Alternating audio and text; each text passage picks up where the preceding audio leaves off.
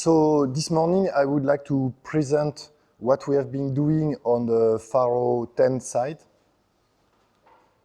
But before that, since we never really announced Faro 9 on a conference, I just want to take 2 slides to explain what we did in Faro 9, because there was a lot of work in Faro 9 already. So in Faro 9, I will just summarize the main point because there was really a lot of changes. We had a full redesign of the spec UI framework. We got the new tools, the new playground, the new inspector, the new debugger. Behind the scene of the new debugger, there is a new error handling mechanism so that you can have specialized debugger. So the idea there, this is that we would like that the system is able to say, oh, if you debug something, maybe this debugger is better for you. And we were working also on an emergency debugger because sometimes we crash even the debugger. And there was this old emergency debugger that in fact was just doing a rollback of the last methods that you edited. So, and I think that we should go over that in Faro 11. We got also a new composable completion framework. So the idea is that for the images of people like Lifeware, where you have an image that is around 2 GB, if you scan all the system all the time, then it is slow. Or if you scan all the symbols and things like that. So the idea there is that we have a new way to compose heuristics, because at the end, the completion, this is heuristics. And this means that we can explore that space. For example, we would like to plug there a statistical framework. Can we use statistics to get faster for the completion? You know, in other languages, they have, or we were brainstorming with Guichet on Markov chain and things like that. So how can we really go faster and improve the accuracy of what you have in your mind when you type the completion? So this is, else there was also a lot of general speed up, compiler optimization. We started to rework on the refactoring. We introduced a better parser for error recognition. Like that, we can start to do, you know, the underline for when there is an error.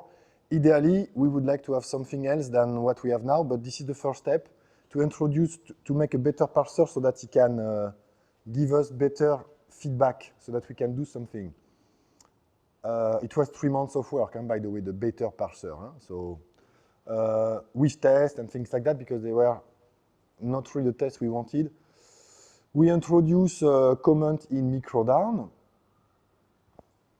The FFI was optimized, the first version. We started to have a idle VM that was doing less pooling, so that's important for server-side things, with SDL2 as a backend, and we've extended event handling. While doing that, we discovered that Morphic, in fact, originally the VM was not giving the right event, so Morphic has to turn its head like that and said, oh, I have this event, so it should be like that. And now, with SDL2, we have the correct event from the OS. Because before, we could not have the event when you were releasing the shift key, for example. So we never knew that the shift key was up. So you had to have heuristics. So now we clean that part. And of course, there were some little glitch because the encoding of the character and things like that, they were not done at the right level. So we cleaned that. Maybe there are still some glitch there. We also got the ARM 64-bit JIT working, which is quite cool. And we enabled the full block closures because they were there, but when I say that, it means that it has an impact, by the way, on on the compiler, the debugger, the decompiler. So that was Pharo 9. Pharo 10. So Pharo 10, 1,560 pull requests, 1,100 issue closed. So, you know, when you look at the numbers like that, say, oh yeah. No. Count your own pull request on any project, and then you will see what does it mean. So it's a lot. So thank you, because many people participated. We got 80. So basically, in Pharo, we have around 30 regular committers, and then it goes up to 85 because we engage people. And we do sprint also as a way to explain to people that, okay, that's a bug, you can fix it, and you can learn. Now, Pharo 9 was really too much. Let's say it like that. So we made a large introspection, let's call it like that, and we said we want a smaller release. What was, oh, that's good that they come. What was also, what we were planning stuff for Pharo 10, and then we discussed with the people of Lifeware, and they wanted to migrate to Pharo, so we said, okay, if we have a long release, we don't want that people stay in alpha version, and we don't want to have the stress to have user in alpha version. Alpha version equals broken. Don't complain if you use alpha. That's the rule. You know, take your own risk if you want to be a super extreme surfer. That's fair, but don't complain that we break it, because we will break it. Now, we didn't want it to push bugs to them and to stress to us. So we said, okay, we reorganize, and we said, okay, let's make a shorter cycle. And I think that this is much better. And internally, for me, I will discuss about that. So you see, so we try to rethink our development process. I'm not sure that we get there. We had shorter iteration. Yes, we did it. Reduce the set of objectives. Yes, that's good. We try to see, okay, how can we improve the fact that we push something that could have an impact on the other team? Because, you know, when you are in alpha, you get the bug of your colleagues. And sometimes you say, no, I don't want to have your bugs. I just want to finish my stuff. So don't laugh, Casper. I know you. I will talk about cut the fat. Because I was discussing with my wife. She's a physics teacher, and she's doing always lectures that are too complex. And one day she decided, okay, I will cut the fat. I said, okay, that's a good idea. Remove everything, just keep the essence. And this is what we did. This is what we did in Pharo 10. Now I would like to discuss a bit that sentence with you. How can I say it in a calm way? You know, sometimes I hear people, oh yes, less class is better. Okay, more conditionals too, you know, in that case. It's a choice, But it's super important that we pay attention that no, last class is not. I prefer to have 5 small classes than 1 large one. So we should educate the community for these kinds of silly comments. Also something else, you know, if you want to cut the fat, this is super nice. You take refactoring, you click on it on the package, and then you remove it. Easy. You have less code, it's smaller. Just by construction, that's cool, huh? You know, like, it's super easy. So, but no, when we want to remove things, we want not to remove the functionality. So, what we started to do, we started to clean and consolidate existing functionality, remove duplicated stuff, and also, you know, we have users. If we would not have users, we could say, oh, let's remove that stuff. It's useless, nobody uses it. Or let's break everything because we don't care, you know.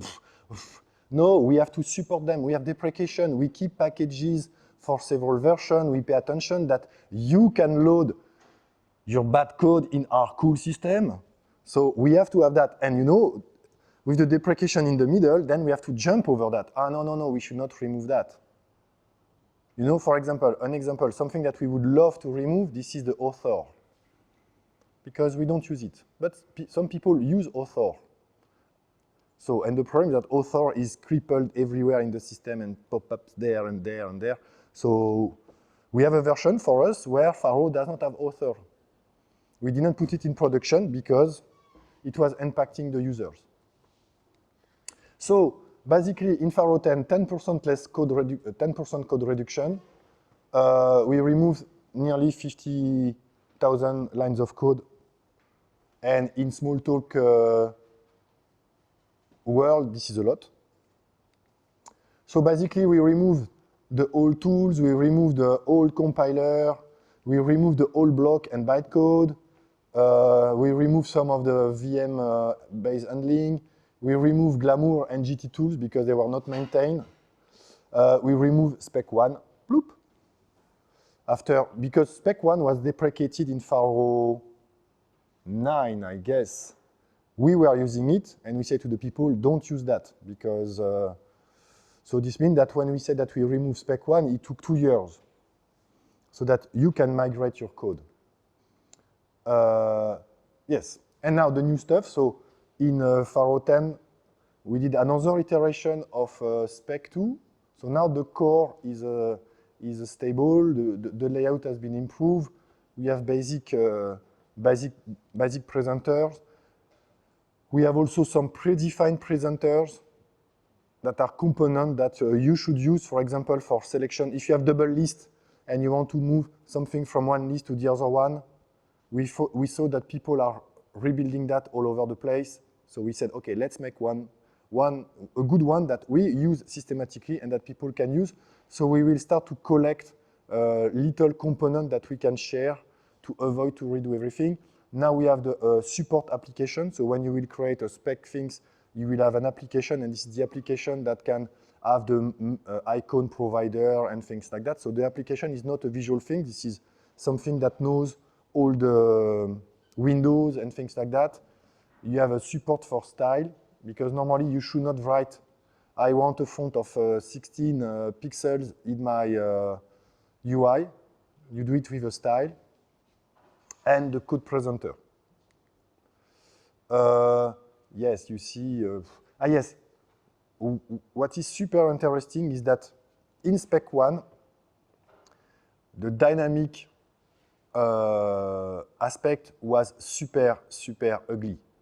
And I can say it because that's me that pushed the person to copy conceptually what VisualWorks, because, you know, I was used to Windows Spec, but Windows Spec, they are really static from that perspective.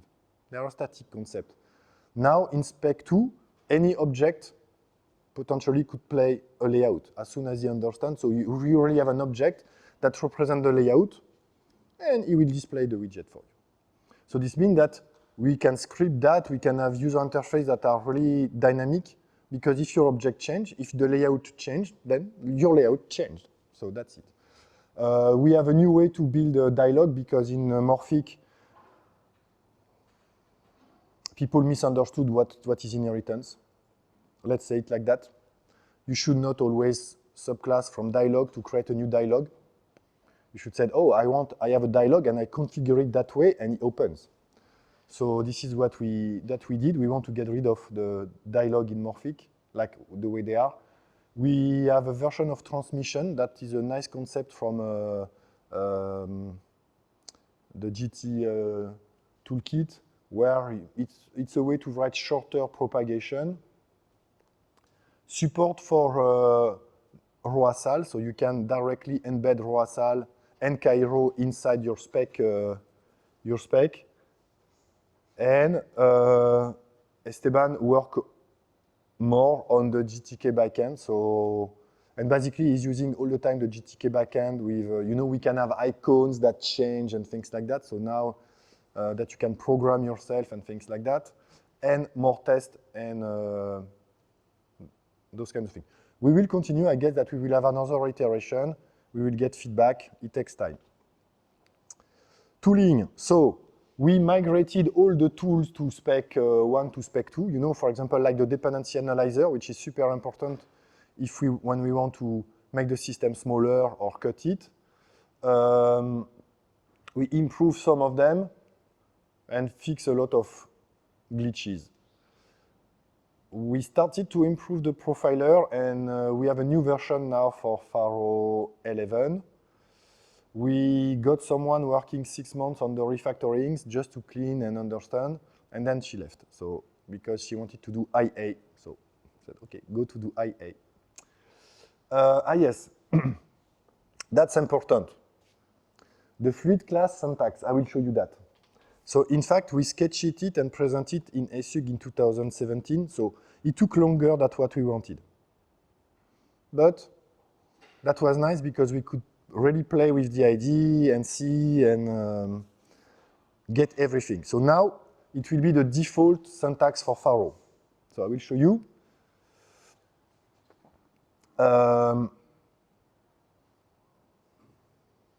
So this symbol, this is the subclass blah, blah, blah, blah, blah. What is interesting to see here is that for me, when I came to Smalltalk, I was always amazed that I was writing in the full BNF. You know a BNF?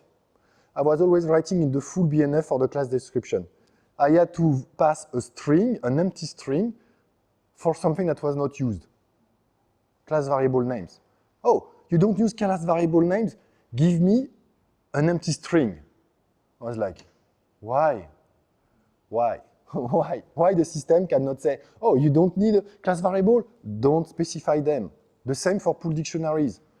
If I don't use pool dictionaries, then why should I pass an empty string? All that kind of things. And we had a combinatorial explosion. Because we have traits, we have tags, we have ephemeron, or kinds of things, you know, so we have new ways to build classes with different properties, and it's explode.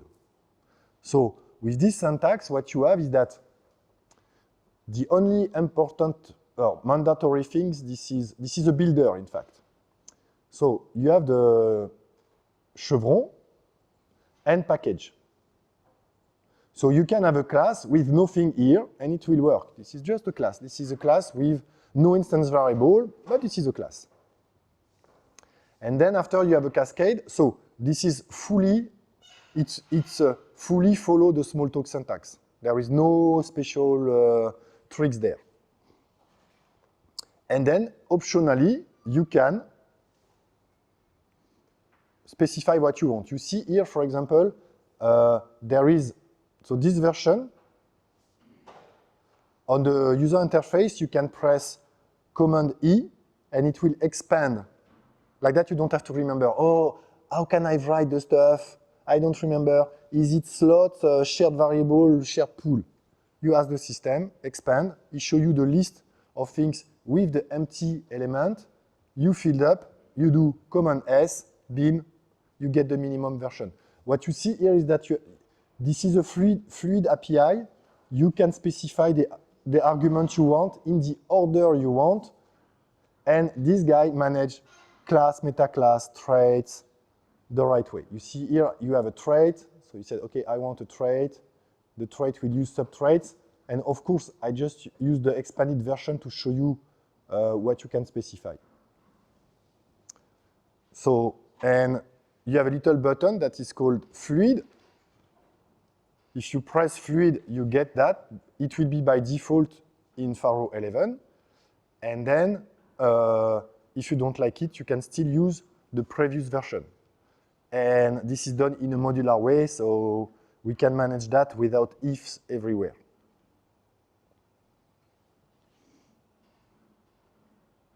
So they got some compiler improvement. So basically what Marcus showed yesterday, the unification of a variable, improve the semantic analysis, improve the IST visitor. there was a large speed up of Pragma because when you use a Pragma, you can specify a scope. And you don't have to say, oh, browse the complete system if you know that your Pragma that you are looking for is in your hierarchy.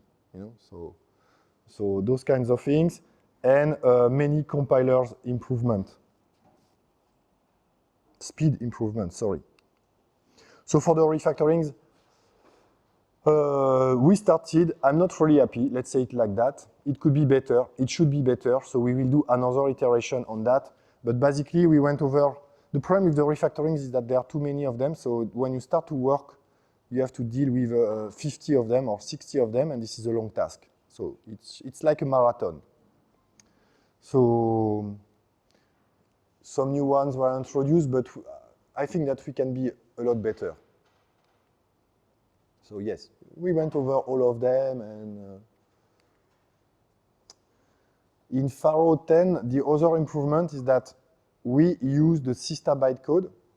So what does it mean? The Sista bytecode is a bytecode system that can be extended, and that is much better for the JIT. So the idea is that in the future, we would like to work on a dynamic inliner. The work that was done during the PhD of Clément with me, we never put it in production because it was unstable. And we look at the implementation. We found some bugs. So we said, okay, and we were not sure that the design is what we want. So we stepped back. But this means that with the full block closure are based on the Sista bytecode, and then we can use that for our next iteration on the VM level. We started to have memory management configuration so that you can pre-allocate or decide the different aspect of the memory. You can ask Pablo if you want to know, because I don't know. We work also on better integration with Windows, and we should continue there. And Zinc, Sven is always maintaining Zinc, and we really thank him for that. And he did a new version.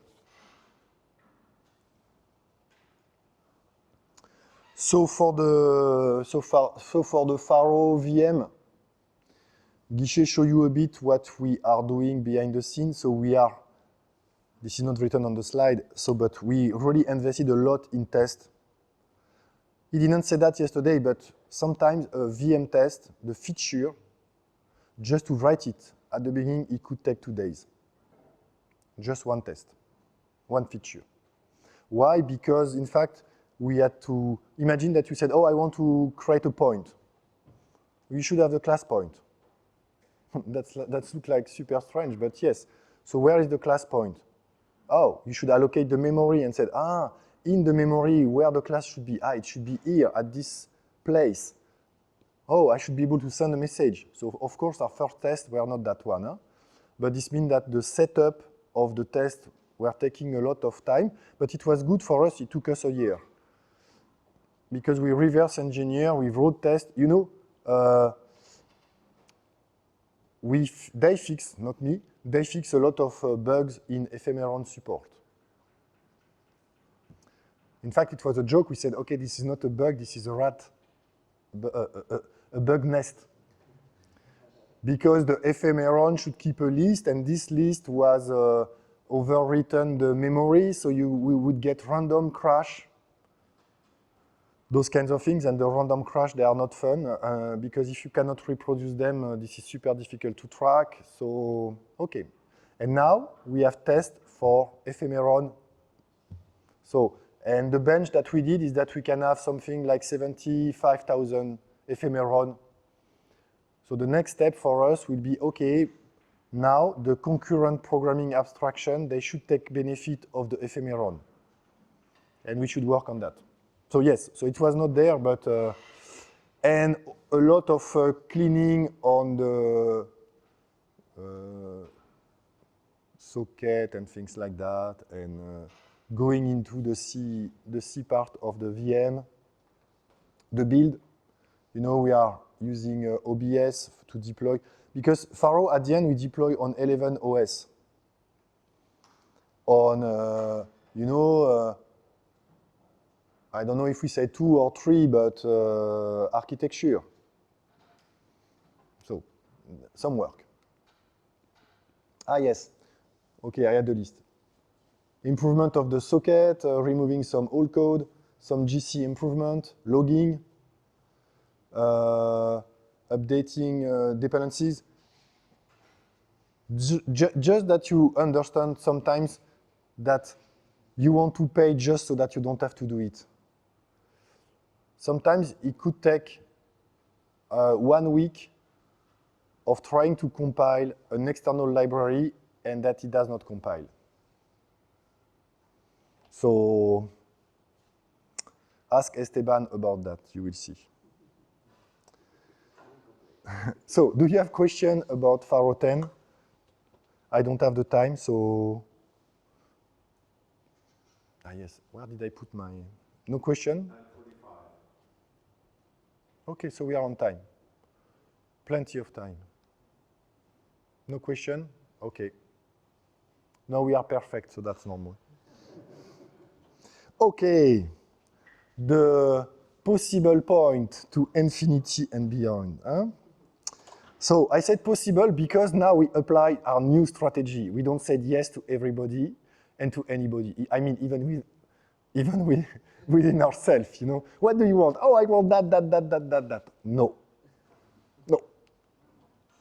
So what I said, as I said, we have Ephemeron. We know that they are working at the VM level. Oh, we have a good, a strong feeling about that. Now we should start to see how we can replace the weak data structure because Ephemeron will make the system a lot more stable. It has to do with the finalization of object. When your object is garbage collected, you want to do some action after, and usually we use a weak data structure, and you can have leaks. There is a nice blog post of Guichet and Pavel where they spend some days looking for leaks because people mix strong and weak reference, and then in announcement. So imagine the L. You have an announcement that pop-ups, and then you don't know from where, and whew. So we should really, it works, huh? You know, if you are clean and you don't use weak, it works nicely. It works well if you use strong or weak alone, it works well. If you mix the two with block closure, you end up with a mess. And that has nothing with Faro. This is this is the incompatibility between these two mechanisms. So if we could get rid of the weak with Ephemeron, we will have a system that you, as a user, you don't have to think, which is cool. We were brainstorming on the concurrency. I think that we will not open this for Faro 11. But I think that the responsibility as us, but as a community, this is to rethink a bit. I'm not saying that what we have is bad. I'm saying that if we don't think, we are dead.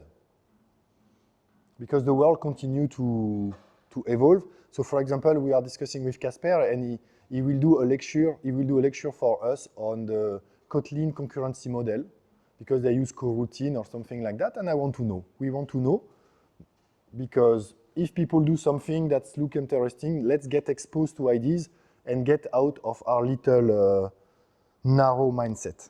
So I don't think that for Faro 11 we will do anything there, but you see what we are also interested, this is, okay, you have all this multi-core, and what do we do there? This is something else, but at the end, Faro will have to do something there. It will be maybe 3-4 years before we... But this is important to have the vision.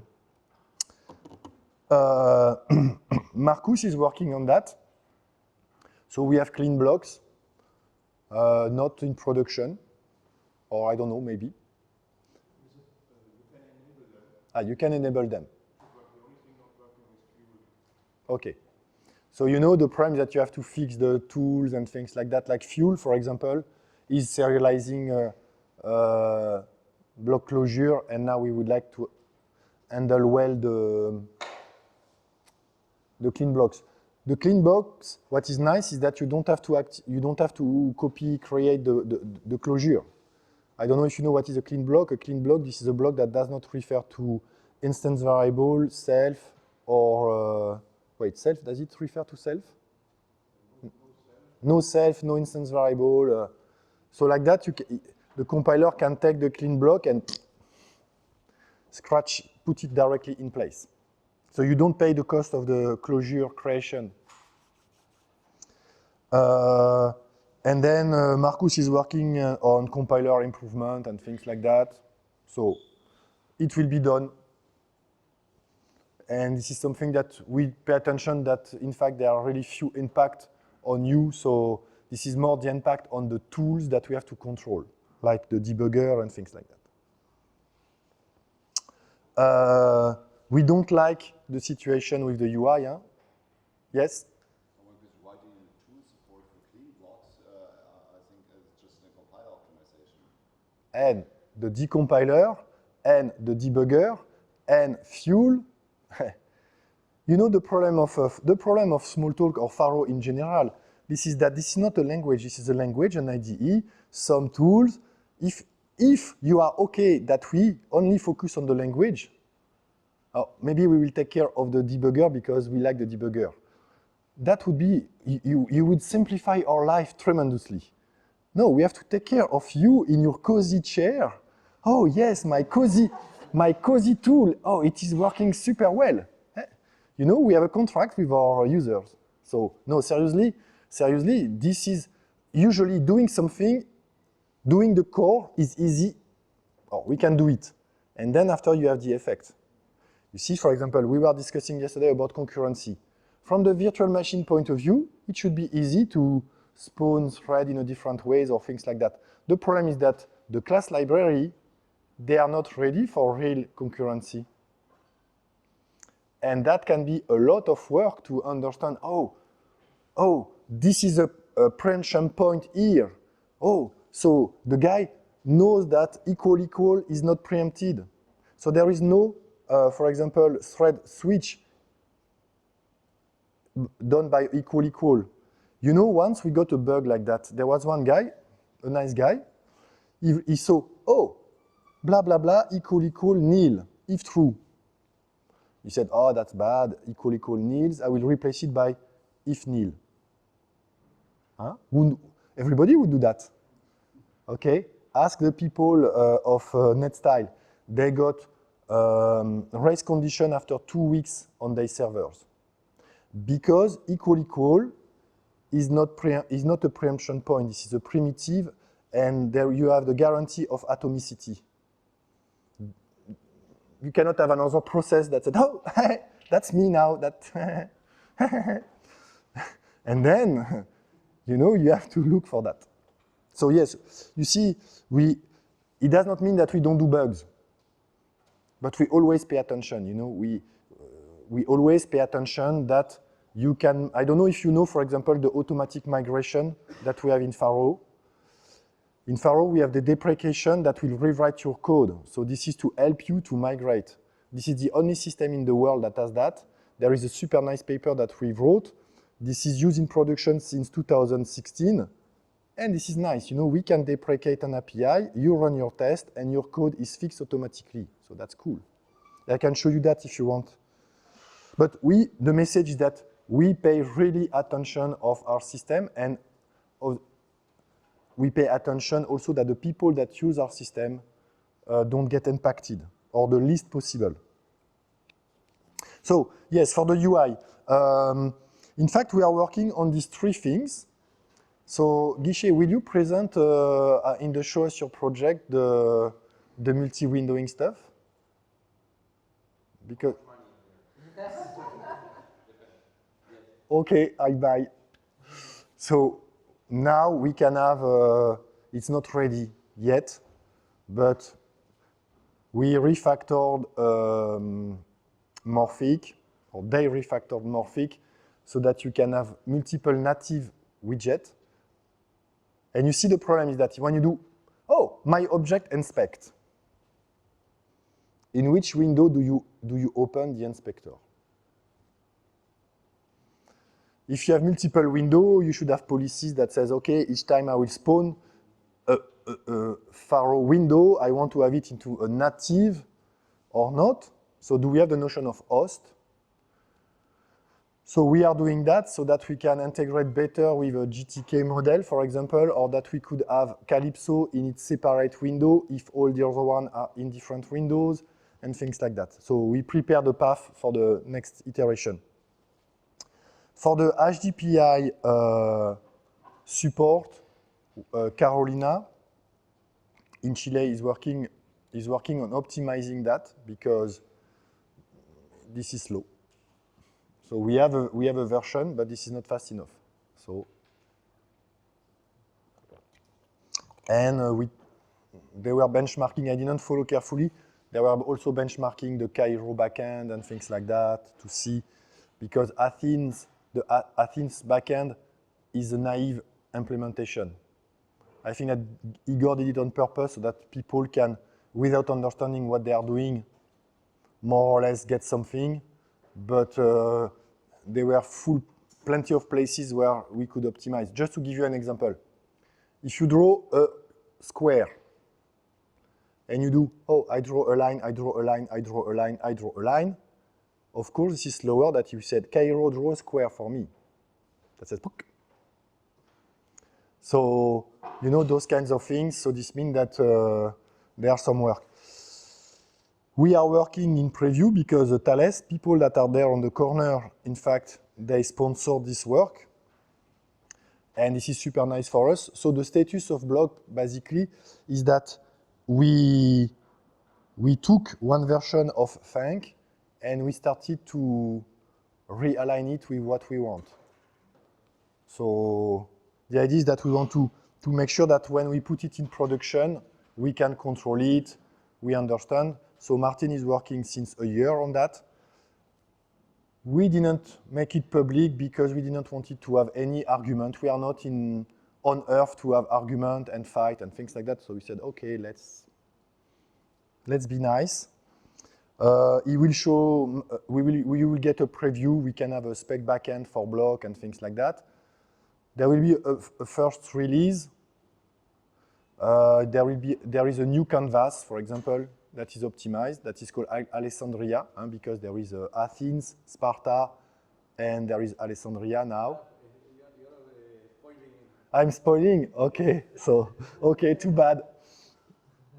So we work a lot, and you will see we work a lot on the performance because we want something that works. We are restarting to work with Christophe on Packbot. So we try to do it regularly every week. Packbot, this is the package management system. And I'm not sure that we will have the time, but we would really like to revisit the decomposition of the system because some baselines are too big and things like that. And we could also shrink even the bootstrap. So you see, James, if you want a smaller bootstrap, be our guest. This is not that we don't want, this is just that we don't have the time. So yes, if you want to join, we welcome you. There is something not optional that we have been working since 8 months, something like that. This is a permanent space. So I don't know if you know what is a permanent space, but the idea is that you can say to the system, to the image, okay, don't garbage collect this part of the memory. And for Liveware, this is important because like that, the garbage collector right now scans everything. So if you have large images, because for some experiment, I have images that are 4 GB, they work. They are just, when the garbage collector kicks in, it's slow because you have to scan everything. So basically, Pablo will present that because we are working on a new image format, a faster startup, metadata for the image and things like that to open a bit the space. Maybe we could have memory that could be shared. Imagine that you are a server with several images that said, oh, this piece does not change and we want to share it in memory with different images, we should be able to do that. So we take the opportunity to work on that. I put RISC-V because we have the JIT version, or the people of Brest, they have a JIT version for RISC-V that is 95% working. So that's cool. We will see what we can do with that. And that's it. So I can answer questions if you have. And